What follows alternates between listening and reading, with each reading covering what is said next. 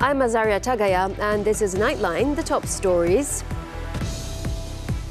Malaysia and Cambodia to accelerate cooperation in several crucial areas. And government to introduce kill switch to fight online scam.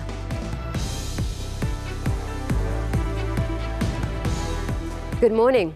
The government is working out a legal system that will provide a kill switch to automatically act against fraudulent activities on any online domain or platform.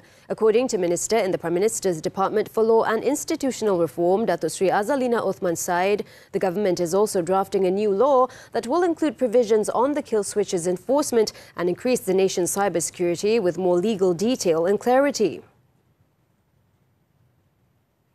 Azalina told the Dewan Rakyat on Tuesday that most of the existing laws related to cybersecurity and online crime were drafted before 2010. Kerajaan Madani juga sedang proses merangka satu akta baru yang merangkumi peruntukan berhubung dengan tata cara dan penguatkuasaan kill switch tersebut untuk meningkatkan keselamatan digital dengan izin digital safety secara terperinci dan jelas selaras dengan keperluan semasa serta perkembangan teknologi. Selain itu, Tuan Yang Di-Pertua, penelitian juga sedang dilaksanakan oleh kerajaan melalui agensi yang berkenaan terhadap beberapa peruntukan undang-undang lain seperti Akta Pencegahan Pengeluaran Wang Haram, Pencegahan Pembiayaan Keganasan Hasil pada Aktiviti Haram, Kanun Keseksaan.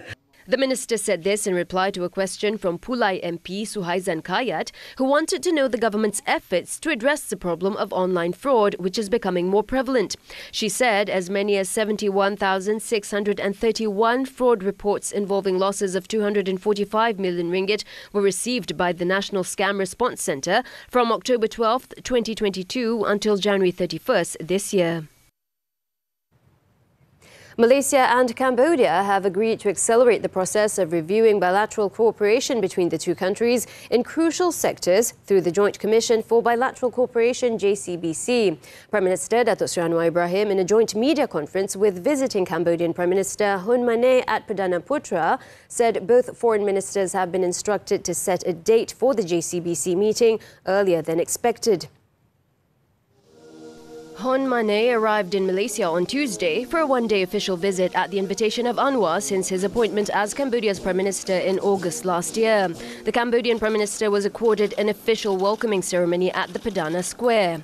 Commenting on JCBC, Anwar said various issues involving several important industries will be examined by the Commission. The issues like food security, collaboration in research, investments, halal industry, renewable energy and high-tech industries, including AVs and AI, will have to be discussed and explored.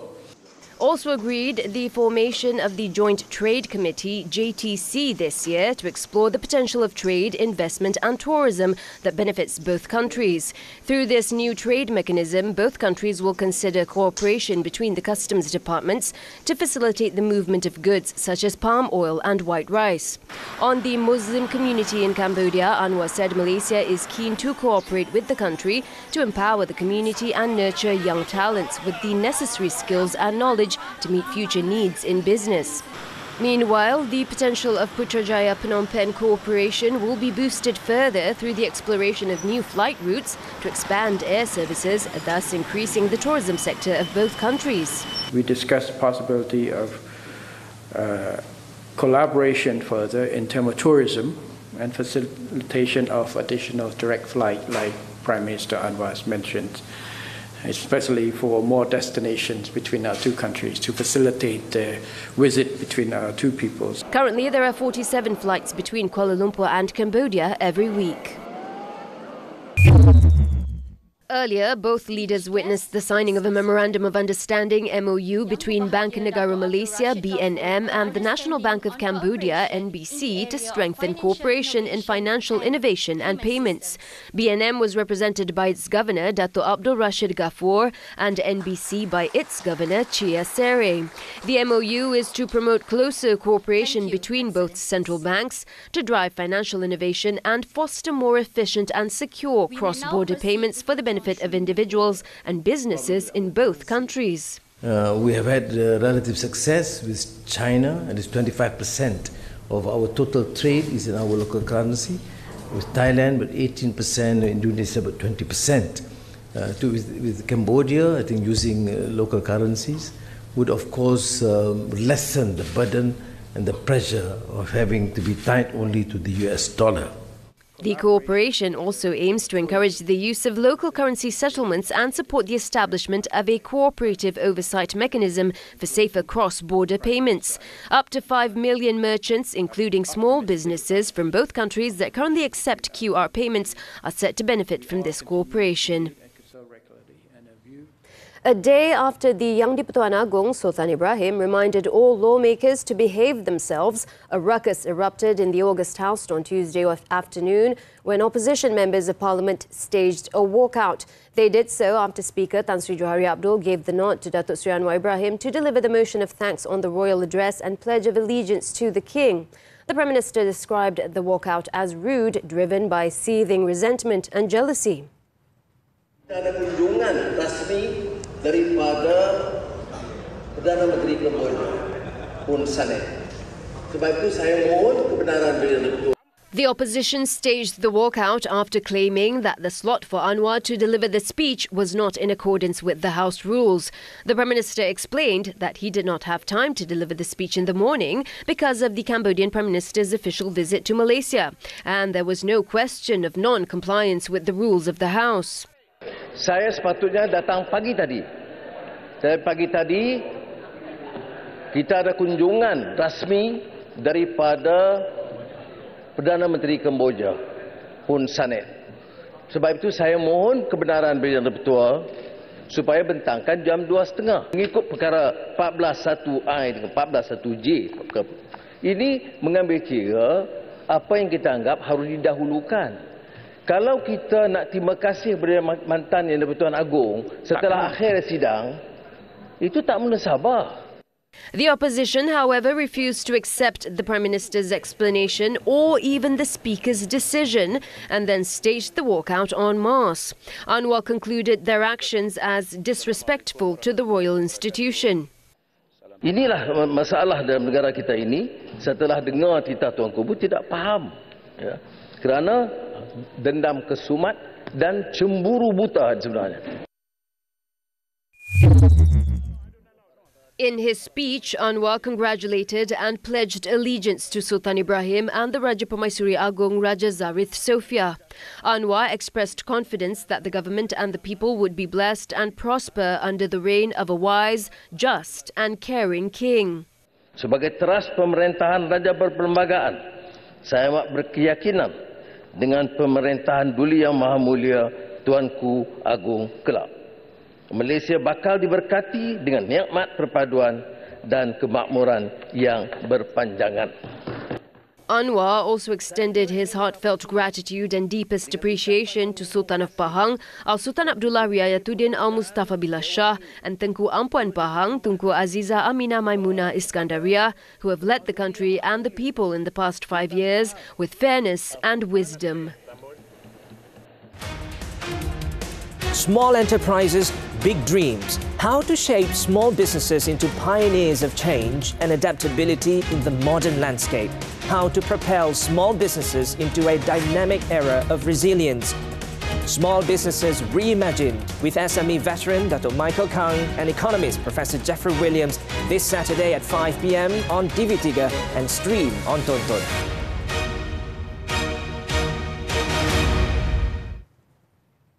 Bank Negara Malaysia (BNM) said the ringgit is undervalued after it slid to a 26-year low. Its governor, Dato' Abdul Rashid Ghaffur, said the ringgit ought to be traded higher given the country's positive economic fundamentals and prospects.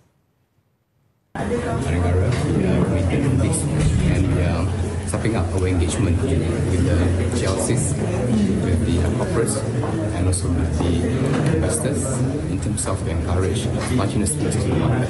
That will help. Meanwhile, the ringgit was pegged at 4.777 against the greenback during early trade on Tuesday. According to analysts, there's not much catalyst for ringgit to appreciate, although technical indicators suggest that the local note is already in the oversold region. Previously, Prime Minister Datuk Seri Anwar Ibrahim said the government is making continuous efforts to address the issue, while simultaneously assuring Malaysia's investment figures remain intact. The value of the ringgit should be better than what it is now due to the government's ongoing structural reforms. Bank Muamalat Chief Economist Muhammad Afzal Nizam Abdul Rashid, who said this, noted that currency fluctuations, especially for the ringgit, are normal and often driven by macroeconomic indicators, given that Malaysia is an open trading nation.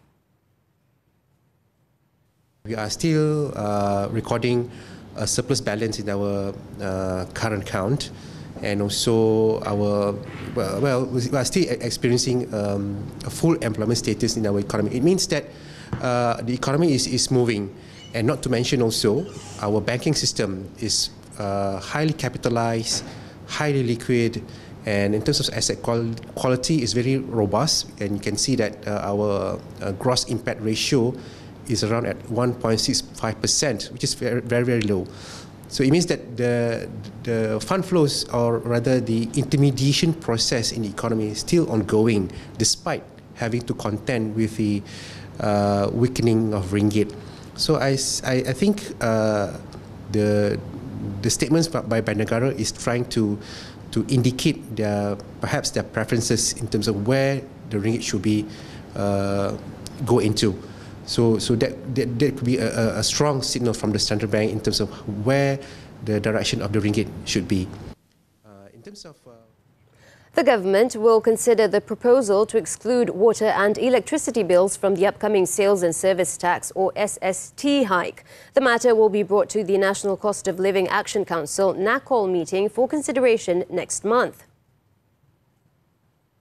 Perkara berkaitan kenaikan SST ini memang dalam mesyuarat jawatankuasa pemantauan pelaksanaan dipengerusikan oleh Amat Berhormat TPM yang lepas, kira-kira 2 minggu lepas, memang ada satu paper khusus untuk kita melihat kesan dan impaknya.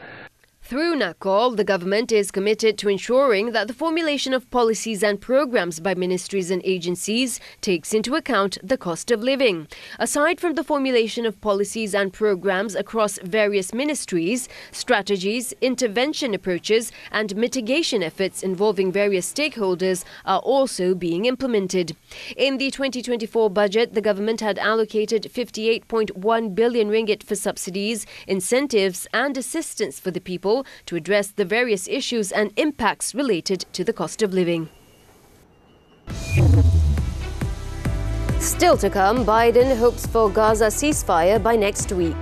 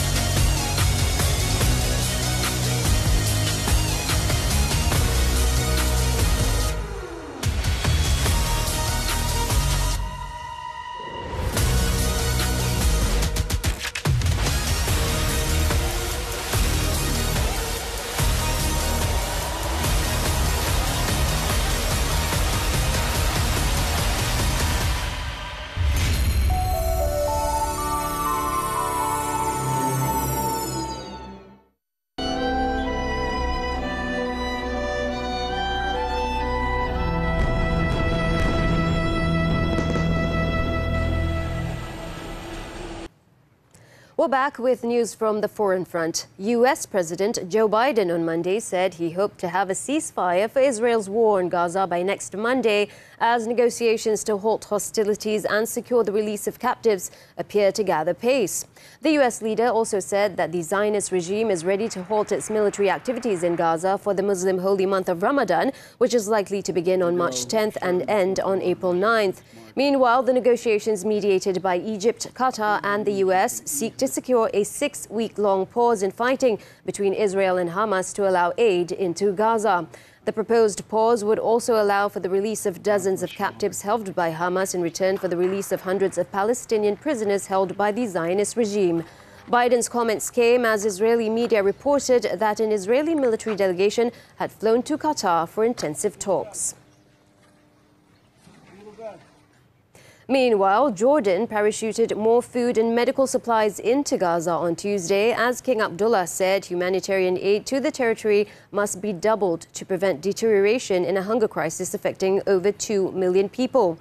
It was the second day of airdrops from Jordan, which is calling on the international community to put more pressure on the Zionist regime to ease restrictions on the flow of food into the Strip.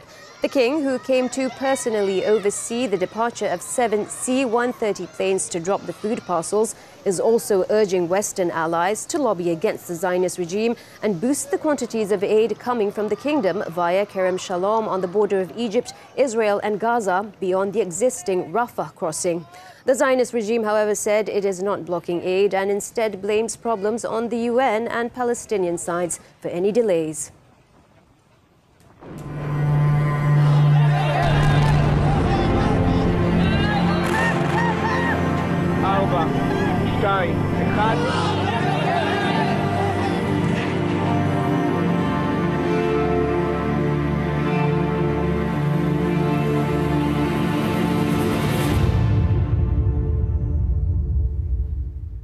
Thailand's opposition leader and former prime ministerial hopeful on Tuesday vowed his Move Forward party would win the war for its future amid legal threats that could end in the group's dissolution and the banning of its leaders from politics. Pita Limjaroenrat, who led the party to an election victory last May on an anti-establishment platform, emphasized its potential to create a new political consensus in the country.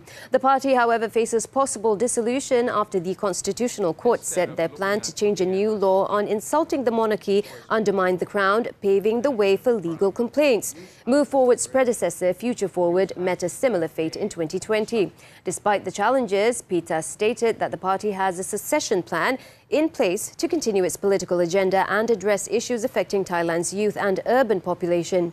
Move Forward's stance against traditional power structures, including powerful conservatives and the royalist military, poses a significant challenge to the status quo in Thai politics. A Pakistani court on Tuesday indicted jailed former Prime Minister Imran Khan and his wife Bushra Bibi on charges that they allegedly received land as a bribe during his premiership. The latest indictment is related to Al Qadir Trust, which is a non-governmental welfare organization set up by Khan and his third wife Bushra in 2018 when he was still in office.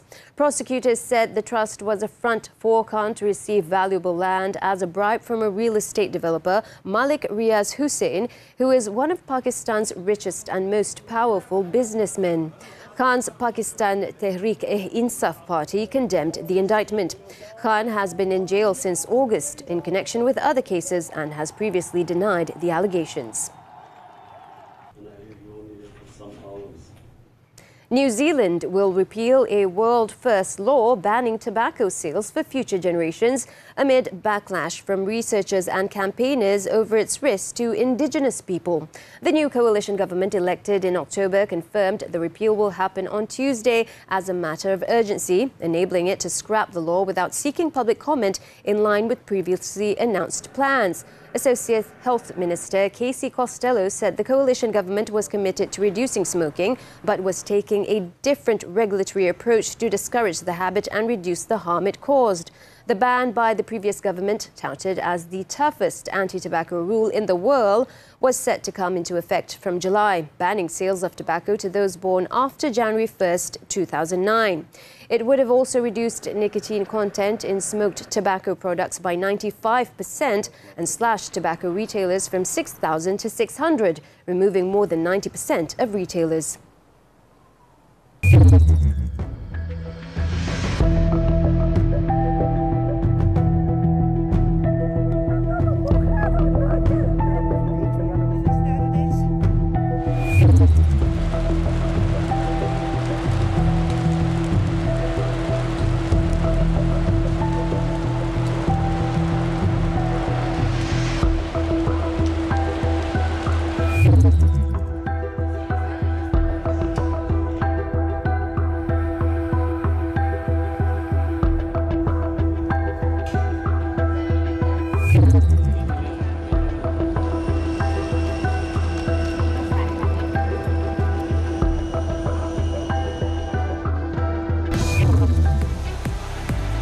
Coventry ends Maidstone's FA Cup run. Sports after this breather.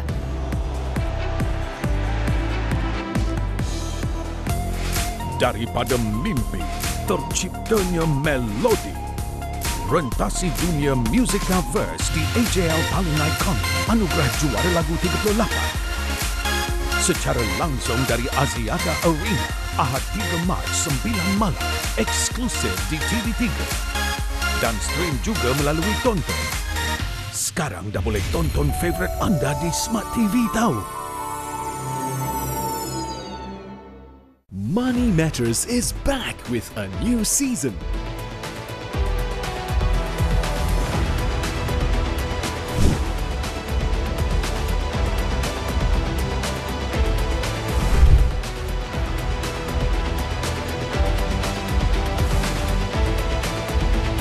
Your key insights into finance.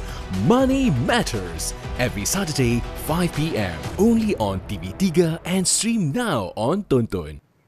We're back with sports, taking a look at football and the English FA Cup. Coventry City's Ellis Sims struck a first-half hat-trick as they beat visiting Maidstone United 5-0, bringing an end to the sixth-tier side's fairy tale run in the fifth round on Tuesday. Coventry opened the scoring frenzy just 9 minutes into the game through Sims. Sims then added his second 5 minutes later with a low shot into the bottom corner. Maidstone's hopes for a comeback were dashed when Sims bagged his third goal in the 35th minute. Fabio Tavares sealed the win for Mark Robbins' side by scoring twice before the end, propelling them into the quarterfinals for the first time since 2009. Coventry, 9th in the championship table, will have to wait until Thursday to find out their next opponents, with the rest of the fifth round ties being played later this week. The Saudi Pro League now. Abdurazak Hamdallah struck twice, including a stoppage time winner, as Al Ittihad beat Al Weda 2-1 on Tuesday. Though Al Ittihad's Karim Benzema had the ball in the back of the net in the half-hour mark, his goal was disallowed due to a foul in the build-up. 5 minutes later, Al Weda's Odiane Gallo gave the visitors the lead by slotting in the ball from close range. The hosts drew level in the 84th minute after Hamdallah calmly converted from the spot following a foul on Ahmed El Sayed Ali El Sayed Hegazi. Despite Al Ittihad being reduced to 10 men, Hamdallah did not give up and grabbed the winner in the dying minutes, sealing the 2-1 victory. The result keeps the team in the race for a top 3 finish with 6 points behind third-placed Al Ahly. In another match, Saudi Pro League leaders Al Hilal set the record for consecutive victories with a 2-0 win over hosts Al Ettifaq. Al Hilal took the lead in the 40th minute when Sergei Milinkovic-Savic headed home a brilliant corner delivery. Salim Mohammad Shafi Al-Dawsari then added the second goal just before the interval by breaking into the box and slotting in from close range. Al Hilal's evening would have been perfect, but top scorer Alexander Mitrovic received a yellow card and will miss the next match due to accumulated cards. The Saudi Giants are 7 points clear at the top of the standings with 59 points, ahead of Cristiano Ronaldo's Al Nassr. After this short break, 2 found dead in locked car. Di sini, melodi bertemu imajinasi. Mempertaruhkan lagu-lagu sentuhan pencipta terbaik tanah air. Demi merebut tahta juara, alami dunia musika verse di AJL paling ikonik. Anugerah Juara lagu 38 secara langsung dari Aziata Arena. Ahad 3 Mac 9 malam, eksklusif di TV3 dan stream juga melalui Tonton. Sekarang dah boleh tonton favourite anda di Smart TV tau. Mereka hanya ada 7 hari untuk menyempurnakannya. Are you with me? Let's bring it in! Come on! Let's do it! Mengubah mimpi menjadi realiti dalam satu misi membina semula rumah yang baru. Beautiful village we're making. Got the custom Thailand cabinets going in right now. Love it! Looking good! Extreme Makeover Home Edition setiap Sabtu 12.30 hari. Stream sekarang di Tonton dan di TV3. Welcome back to Nightline. 2 people were found dead in a locked car in the parking area of a petrol station along Jalan Kuantan Segamat near Muazzam Shah in Rompin, Pahang on Tuesday. The bodies were discovered after firefighters were deployed to the scene after receiving a distress call at about 4 p.m. Pahang Fire and Rescue Department Public Relations Officer Zulfadli Zakaria said the dead bodies belonging to a male and a female were found in the driver's seat and front passenger seat. He said upon receiving the distress call, the Muazzam Shah Fire Station deployed a total of 6 firemen to the petrol station. Upon arrival at the scene, firefighters found 2 individuals inside the vehicle, both unconscious. Personnel then pried open the car door using rescue tools. Once the door was opened, the medical team provided immediate aid before they confirmed that the duo were deceased. Their identities have not been ascertained. The bodies have been handed over to police for further action. 5 men have been jointly charged in the Magistrates Court in Bandar Baru Bangi with the murder of a 41-year-old driver in Kajang last week. The case had earlier gained attention as reports claimed that the man was dragged out of his car and had his hands and feet tied before he was assaulted, resulting in his death. The 5 men, all food delivery riders, were 40-year-old Shamsul Kamar Ayub, 43-year-old Mahazir Nordin, 34-year-old Azharul Azwan Muhammad Azan, 22-year-old Tengku Izham Tengku Hamid and 41-year-old Muhammad Yuri Ranof Muhammad Bachuri. No plea was recorded after the charge was read out before Magistrate Nurdiana Muhammad Nawawi at the Bandar Baru Bangi Magistrates Court, as the case comes under the jurisdiction of the High Court. According to the charge sheet, the 5 were alleged to have murdered Shahril Samad, a self-employed man at Taman Pelangi Semenyih at 9:54 p.m. on February 20th. The charge was framed under Section 302 of the Penal Code, read with Section 34 of the same Act. Section 302 provides for the death penalty or up to 40 years in jail and whipping upon conviction. The court allowed no bail and set April 25th for the submission of forensic and post-mortem reports. In Negeri Sembilan, the directors of a travel and tour company offering Hajj pilgrimage packages claimed trial at the Seremban Magistrates Court to 51 counts of failing to comply with awards issued by the Consumer Claims Tribunal. They had been ordered to return 473,730 ringgit in damages to 17 people. Datuk Zulkarnain Endut and Datin Mazwin Mustafa, both 43, pleaded not guilty after the charges were read out to them before Magistrate Nur Hafiza Ishaq. The married couple, directors of Imra's Travel Tours, allegedly committed the offences between May 29th and September 13th last year. They were charged under Section 117, subsection 1 of the Consumer Protection Act, which carries a fine of up to 10,000 ringgit or a maximum 2 years jail or both for each charge upon conviction. They were jointly slapped with 17 charges as representatives of the company. As directors, the husband and wife were separately charged with the same 17 offences. The court set bail at 17,000 ringgit for all charges and fixed April 25th for next mention and for submission of documents.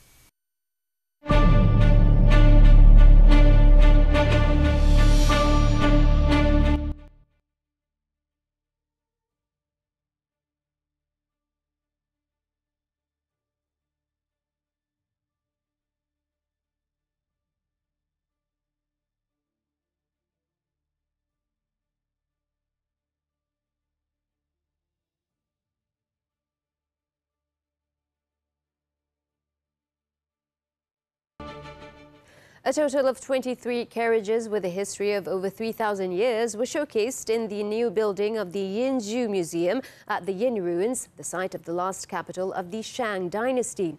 The museum exhibits nearly 4,000 items or sets of cultural relics, including bronze and pottery wares, jade objects and oracle bone inscriptions in its new building. Let's take a look as Nightline draws to a close this time around. I'm Azaria Tagaya. Thanks for watching. Catch you next time.